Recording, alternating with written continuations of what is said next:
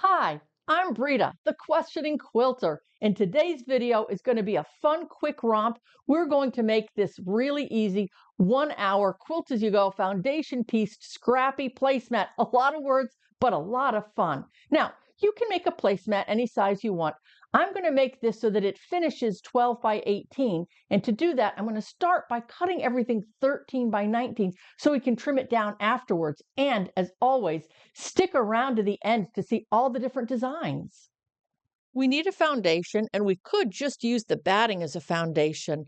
It's a little bit hard to draw on, but it can be done. I'm using a Frixion pen here, but the main reason I don't like it is it's a little bit stretchy, and I just like the little bit extra support that you get when you use a fabric foundation. Now, you could use quilting cotton or muslin. I'm just using an old sheet that I cut up. Now, I'm making 45-degree guidelines here. They don't have to be exact. We're just roughly putting them in because they're going to be a guide. Now we're going to make the quilt sandwich. I find it easiest to just lay the backing on top of the batting, flip it over. Now we're going to put the foundation on top.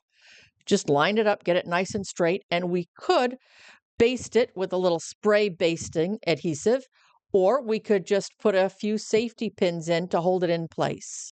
Use a walking foot if you have one, and we need to reduce the pressure on the presser foot. On my machine, I reduce it from 50 all the way down to 20. We're going to take the first strip of fabric and lay it face up right along one of those diagonal lines. We take the second strip of fabric, and you can see I joined it here to make it long enough. We put the right sides together, line up the edges, and we're going to sew a 1/4 inch from that edge. Once it's sewn, we're just going to open it up, give it a quick finger press to get it ready for the next strip. Now, I want to point out here, these are scraps. They only have to be straight on one side. Put the straight edges together, line them up, and you're going to sew a 1/4 inch from that edge. So we flip the piece open, and you can see how rough that one edge is, but it doesn't matter. We're going to put the next piece on and make it parallel to those lines that we drew. Straighten it up, stitch a 1/4 inch, and now when we open it up, you can see it's perfect. And if that extra bothers you, you can just trim it off. So we're just going to keep adding strips one at a time, sewing through all the layers, moving the pins as we need to. We're going to go all the way to the corner. Now, I'd like you to notice the timestamp in that lower right-hand corner is showing how long this has actually taken me in real time.